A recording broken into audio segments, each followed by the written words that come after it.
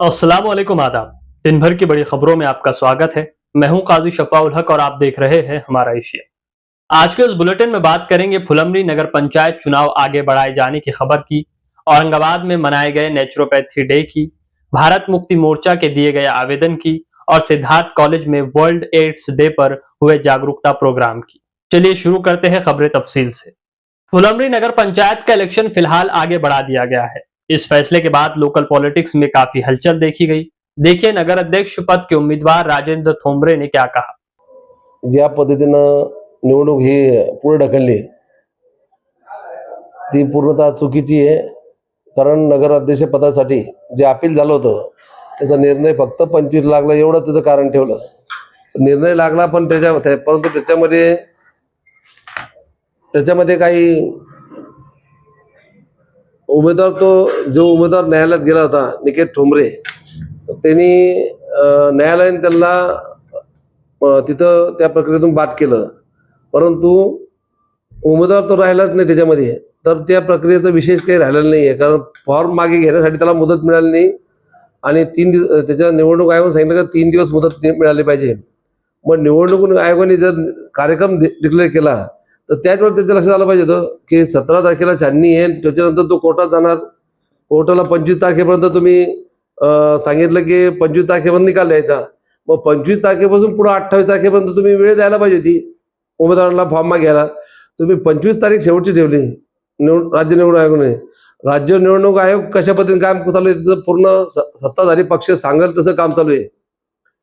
सकाळी त्या दिवशी सगळ्या उमेदवारांचे फॉर्म जे सिलेक्ट झाले त्या ठिकाणी ते सिलेक्ट झालेले फॉर्म सकाळच्या परिपत्रकानुसार होतं आणि सिलेक्ट झाल्यानंतर दुपारी परत दुसरं परिपत्रक आलं.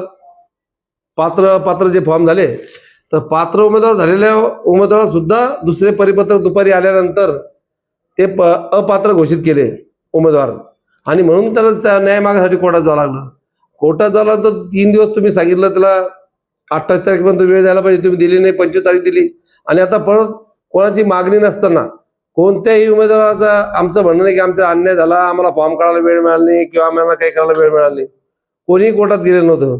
पण राज्य निवडणूक आयोगाने डायरेक्ट हे परत निवडणूक स्थगित केली का आम्ही यांना कारण काय दाखवलं की फॉर्म काढायला 25 तारखेच्या निर्णयानंतर न्यायालयाच्या निर्णयानंतर त्याला 3 दिवस मिळायला पाहिजे याचं कारण दाखवलं. हे सरळ पूर्ण चुकीचं आहे.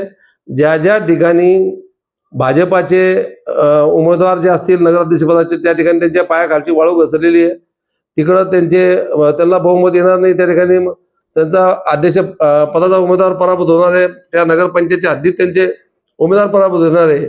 सर्वेच्या माध्यमातून त्यांना माहिती मिळालेली आहे आणि त्याच्यामुळं त्या ठिकाणच्या नगरपंचायती त्यांनी ह्या रद्द केलेल्या आहे. हे जाणीवपूर्वक केलेलं आहे. हे षडयंत्र आहे आणि तरी पण जनता सुज्ञ जनतेला ह्या सगळ्या गोष्टीची जाणीव आहे आणि जनता आमच्या महाविकास आघाडीच्या पाठीमागे आहे. नक्कीच किती पण तारखेला निवडणुका झाल्या तरी महाविकास आघाडीच्या ताब्यात नगरपंचायत फुलंब्री हे येणार आहे. ही काळ्या दगडावरची पांढरी रेख आहे. धन्यवाद. औरंगाबाद में 8वां नेशनल नेचुरोपैथी डे बहुत अच्छी तरह से सेलिब्रेट किया गया।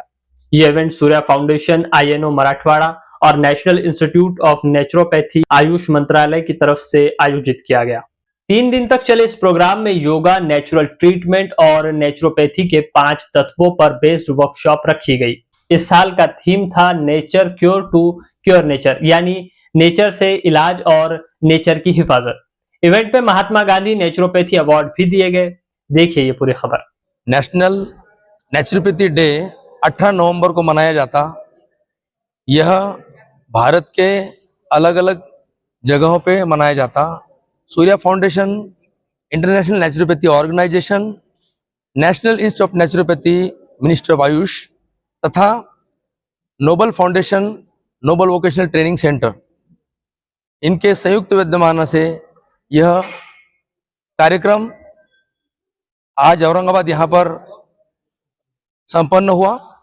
3 दिवसीय शिविर यह 29, 30 और 1 तारीख को था। इसमें 200 लोगों ने सहभाग लिया।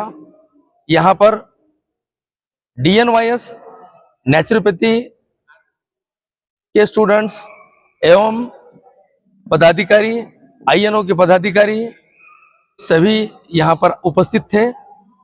माननीय डॉक्टर आनंद बिराददार सर जो आईएनओ के राष्ट्रीय अध्यक्ष हैं और minister of Ayush CCRYN NIN के सदस्य हैं, जो यहाँ पर उनके हाथ से इस कार्यक्रम का उद्घाटन किया गया। नेचुरोपैथी अवेयरनेस कैंप में नेचुरोपैथी की सभी को जान हो, पहचान हो, नेचुरोपैथी का प्रचार प्रसार हो। यह सभी पैथीज में बीमार होने के बाद दवा ली जाती है। नेचुरोपैथी एक ऐसी पैथी है जो जीवन शैली है, जो बीमार होने से पहले ली जाती है, जिसकी वजह से जिसमें से इंसान बीमारी ना हो, इसलिए नेचुरोपैथी की याद सबको दिलाई जाती है कि नेचुरोपैथी अवलंब करो और अपनी जीवन को सफल बनाओ। एक मैसेज सर, नेचुरोपैथी के साथ जाने के लिए आवाम को एक मैसेज। अनेक रोग है, उनका कारण एक है। अनेक रोग है, उनका कारण एक है कि शरीर के भीतर गंदगी अगर जमा हो जाए तो वही रोग का मूल कारण है। और शरीर के भीतर गंदगी क्या है? मल मूत्र घाम, टॉक्सिन्स। यही टॉक्सिन्स है। अगर इस टॉक्सिन्स को अपन सही ढंग से बाहर निकाल देते हैं तो शरीर शुद्ध हो जाता है। शरीर शुद्ध होने के बाद मन भी सहज हो जाता है, भावनाएं प्रामाणिक हो जाती है और सही दिशा है विचार की। हम निसर्ग सानिध्य में आ जाए, निसर्ग के साथ रहे और निसर्ग जैसा बने, जैसा फूल निसर्ग में आता है, सुगंध देता है। यही नेचुरोपैथी का संदेश है। सभी लोग, पूरे वर्ल्ड के लोग बस निसर्ग के साथ निसर्ग के जैसा बर्ताव करें और हम निसर्ग के में रहे और प्रकृति, ईश्वर और जीव, ये तीनों संकल्पना एक है। हम सभी को संदेश देना चाहते हैं, बीमार हम है नहीं, विचार के कारण, मन के कारण, भावना के कारण बीमार हुए तो बीमारी, गंदगी दूर हो जाए तो बीमारी निकल जाएगी। स्वच्छता अभियान, 21 जून योगा डे और 18 नवंबर प्राकृतिक चिकित्सा दिवस, इन सभी को माननीय पंतप्रधान नरेंद्र भाई मोदी इन्होंने प्रमोट किया है। तो ये हमारा संदेश घर घर तक जाए, हर घर में योग और नेचुरोपैथी पहुंचना चाहिए, यही हमारा संकल्प है। नाम बता दीजिए। मेरा नाम है मनोज बंसीलाल जी लोनकर। मैं आयुष विभाग डिस्ट्रिक्ट हॉस्पिटल जालना यहाँ से हूँ और यहाँ पे एक्सपर्ट टीम का मैं मैनेजमेंट करता हूँ। हमने एक्सपर्ट लोगों ने यहाँ पर 3 दिन तक सभी लोगों को जानकारी दी और महाराष्ट्र में जितने भी नेचुरोपैथी सेंटर खुल रहे हैं वो सही वैज्ञानिक ढंग से हो। भारत मुक्ति मोर्चा ने आज पुलिस महानिरीक्षक को एक निवेदन सौंपा। इस दौरान अब्दुल कुद्दूस ने एक ज्वेलर्स पर धोखाधड़ी का गंभीर आरोप लगाया है। अब्दुल कुद्दूस का कहना है कि ज्वेलर्स ने वित्तीय धोखाधड़ी की है और उन्होंने तत्काल कार्रवाई की मांग की है। देखिए यह खबर। मैं शेख अब्दुल कुद्दूस और भारत मुक्ति मोर्चा के जानिब से हमने एक निवेदन दिया है। एक गोल्ड के व्यापारी है जालना में, इनका नाम है इरफान अली और दिलावर अली।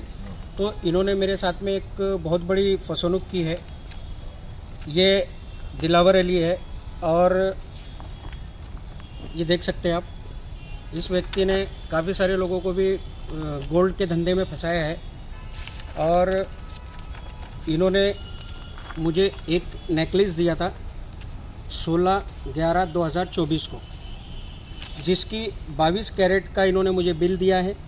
लेकिन इसमें जो मेरी फसनुक हुई है, जो मैंने टंच रिपोर्ट कराया है, इसकी टंच रिपोर्ट, इसको एक लैब रिपोर्ट बोलते हैं, प्योरिटी गोल्ड में कितनी है, तो वो मैंने जब गवर्नमेंट की कराया तो इसमें केवल 18 कैरेट ही गोल्ड भरा, बराबर है, 18 कैरेट ही गोल्ड भरा है।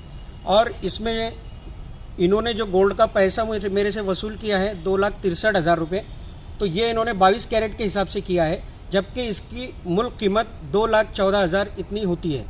तो इन्होंने काफ़ी बड़ा पैसा इसमें मेरा लिया है। दूसरा, एक नेकलेस तो इन्होंने लिया है और डायरेक्ट मैंने लिया नहीं बोलकर बोल दिया है, बराबर है। नया नेकलेस मैंने इनके पास से एक और बनाया था जो 1,11,000 का था, इन्होंने लिया और मेरे को वापस दिया ही नहीं। और जब मैंने नया लिया था उसका उन्होंने फ़ोटो लिया था, वही फ़ोटो वो शासन प्रशासन को बताकर ये लोगों को गुमराह करने का काम कर रहे हैं। और जो मैंने उसको रिपेयरिंग के लिए जो नेकलेस डाला था, वो नेकलेस उन्होंने रिटर्न वापस मुझे दिया ही नहीं। तो इसके ऊपर योग्यता कार्रवाई होनी चाहिए और ये अटल गुनहगार है। इसके ऊपर कम से कम 10 से 20 गुने घर फोड़ी दरोड़े के गुने इसके ऊपर दाखिल है। तो सभी जालना की जनता से मैं आह्वान करता हूँ कि इस ढोंगी से बचे और इस बदमाश से बचे, और बचने के बाद जिन जिन लोगों ने इससे गोल्ड बाय किया है वो अपने अपनी गोल्ड का टंच रिपोर्ट कराए, उसका साथ हम देंगे, आप हमसे संपर्क करें। और अगर आपकी कार्रवाई नहीं होती तो क्या करें?